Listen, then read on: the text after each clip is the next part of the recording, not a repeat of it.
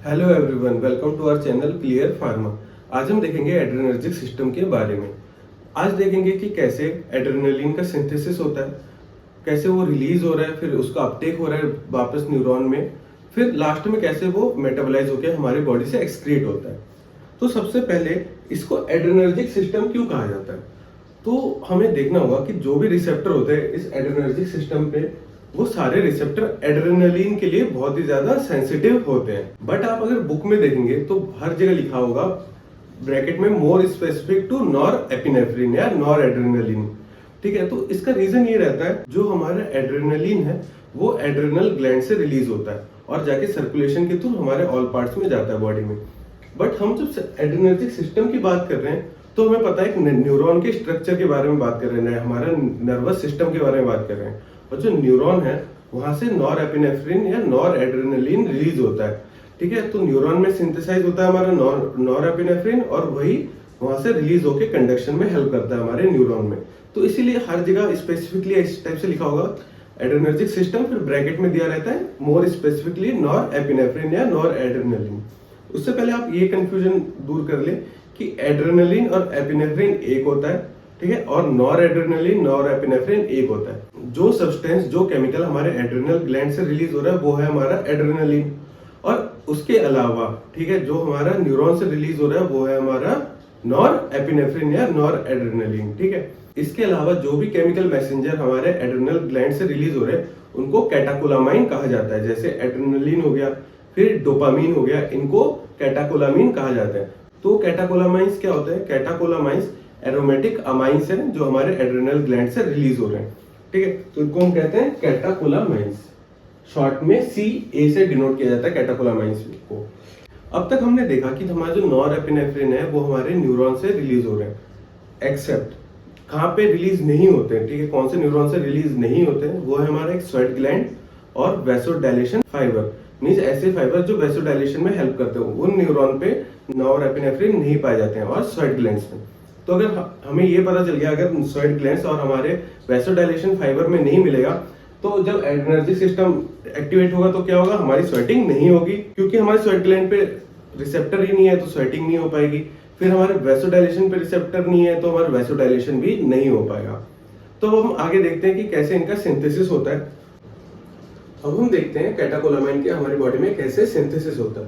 तो जो synthesis start होता है कैटाकोलामाइन का, तो वो एक अमीनो एसिड फेनिलैलनिन के थ्रू स्टार्ट होता है, जिसका फर्दर हाइड्रोलिसिस के थ्रू फिर वो टायरोसिन में कन्वर्ट होता है, फिर वो हमारे न्यूरॉन में जाके डोपा में कन्वर्ट हो रहा है, डोपा से डोपामीन में, फिर फर्दर उसके बाद वो नॉरएपिनेफ्रिन फिर हमारे एड्रेनल सेल में एड्रेनलिन में कन्वर्ट होता है। तो अगर हम सिंथेसिस के स्टेप्स देखें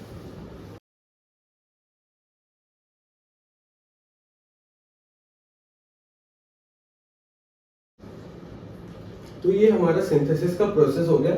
फेनिलएलनिन से एड्रेनलिन कैसे बनता है? तो ये हमारा एक अमीनो एसिड है, ठीक है। ये अमीनो एसिड हमारे लिवर में हाइड्रोलाइज होता है, ठीक है। ये लिवर में जाएगा और हाइड्रोलाइज होगा।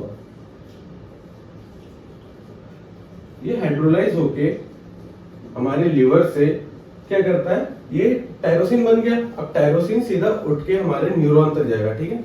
यहां से टायरोसिन उठा और ये हमारे न्यूरॉन में अपटेक हो गया, ये एड्रेनर्जिक न्यूरॉन हुआ, ठीक है। अब यहाँ पे जैसे ये एड्रेनर्जिक न्यूरॉन पे पहुंचा तो ये दोनों प्रोसेस, ठीक है, ये हो गया हाइड्रोलिसिस के थ्रू हो रहा है with help of hydrolase enzyme.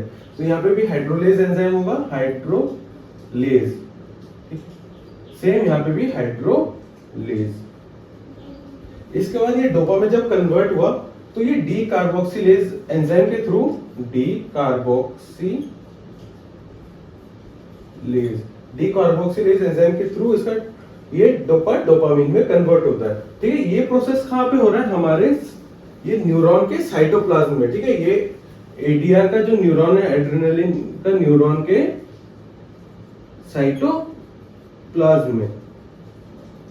तो जैसे ही ये डी कार्बोक्सिलेज में कन्वर्ट होकर डोपामीन में बना तो डोपामीन का अपटेक होता है। यहाँ पे इसके स्पेसिफिक डोपामीन के वेसिकल्स होते हैं, ठीक है। तो डोपामीन के वेसिकल्स में चले आते हैं ये डोपामीन के वेसिकल्स में चले आते हैं और वहां पे इन डोपामीन का बीटा हाइड्रोलाइज होता है, ठीक है, बीटा हाइड्रोलाइसिस के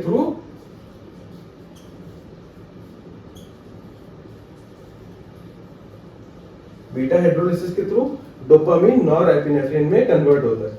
फिर ये जो नॉरएपिनेफ्रिन है ये हमारे एड्रेनल सेल तक जाता है, ठीक है। ये या तो ये यहाँ पे बन गया और ये एड्रेनलिक न्यूरॉन पे जाके स्टोर हो जाएगा। ये अगर नॉरएपिनेफ्रिन का स्टोरेज है तो यहाँ पे जाके क्या होगा, ये स्टोर हो जाएगा। या तो ये नॉरएपिनेफ्रिन हमारे एड्रेनल सेल तक जाएगा,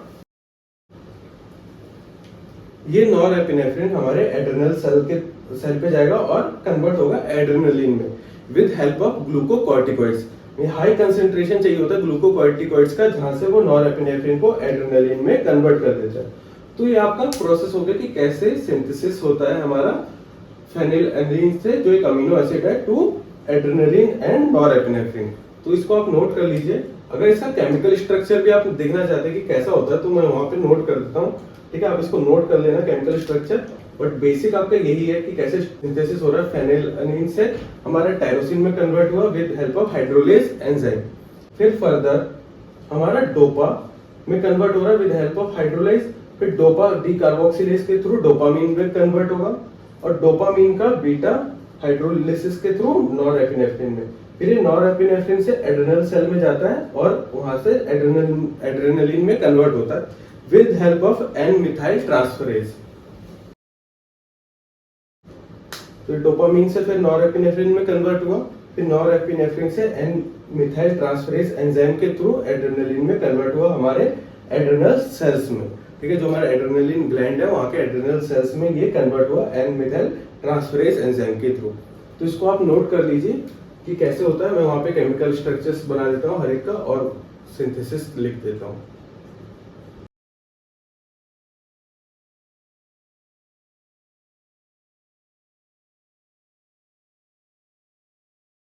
तो ये हो गया हमारा कैटाकोलामाइन का सिंथेसिस और ये इसके केमिकल स्ट्रक्चर्स भी हो गए। अब आता है कि कहाँ पे ये स्टोर्ड होते हैं। तो हमने जैसे ही सिंथेसिस देखा था तो हमें पता है कि ये जाके हमारे न्यूरॉन के वेसिकल्स में स्टोर हो जाते हैं। तो स्टोरेज कहाँ पे है इसका, वेसिकल ऑफ न्यूरॉन, ठीक है, ऑफ न्यूरॉन। तो ये हमारे न्यूरॉन्स के वेसिकल्स या हमारे एड्रेनलिक ग्लैंड्स पे स्टोर होते हैं।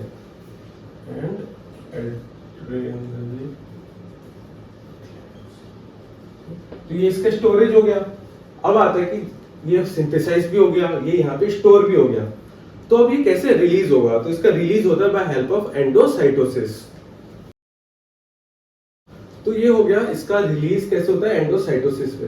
तो जैसे ही हमें पता है कि जब कोई न्यूरोट्रांसमीटर रिलीज हो रहा है, इसके साथ साथ वेरियस को ट्रांसमीटर भी रिलीज होते हैं, जैसे एनकेफाइलिन,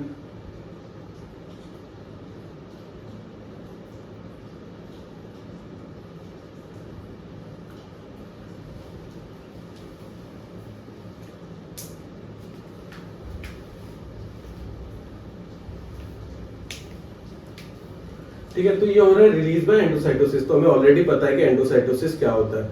तो जैसे ही हमें ये रिलीज हो रहे हैं, ठीक है, हमारे जब न्यूरॉन से रिलीज हो रहे हैं तो इसके साथ साथ वेरियस न्यूरोट्रांसमीटर भी रिलीज होता है, जैसे एनकेफेरिन, टायरामिन और एम्फेटामिन। ये सारे न्यूरोट्रांसमीटर के साथ साथ एज को ट्रांसमीटर भी रिलीज हो रहे हैं। तो कौन कौन से को ट्रांसमीटर हो गए, एक है हमारा एम्फेटामिन, टायरामिन और एनकेफाइलिन। तो इनको भी आप नोट कर लेना।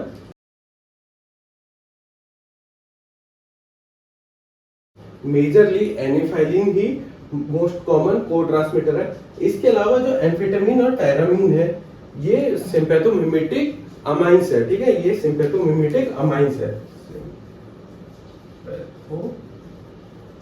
मिमेटिक अमाइंस है, ठीक है। और मेजर जो को ट्रांसमीटर होता है वो यही वाला होता है, एनेफाइलिन। तो ये आप इसको नोट कर लीजिए। ये हो गया हमारा सिंथेसिस, स्टोरेज और रिलीज। तो ये हो गया आपका कंप्लीट। इसके बाद हम देखेंगे कि कैसे जब ये रिलीज हो गए तो उसका कैसे रीअपटेक होता है। जब ये न्यूरॉन से रिलीज हो गए, यहाँ से बाहर आ गया, तो दोबारा ये कैसे यहाँ पे स्टोर हो जाता है या कैसे उसका मेटाबॉलिज्म होता है। या तो वो स्टोर हो जाएगा, वापस आ जाएगा, या मेटाबॉलिज्म होकर हमारी बॉडी से बाहर आ जाएगा। तब तक इसको नोट कर लेना।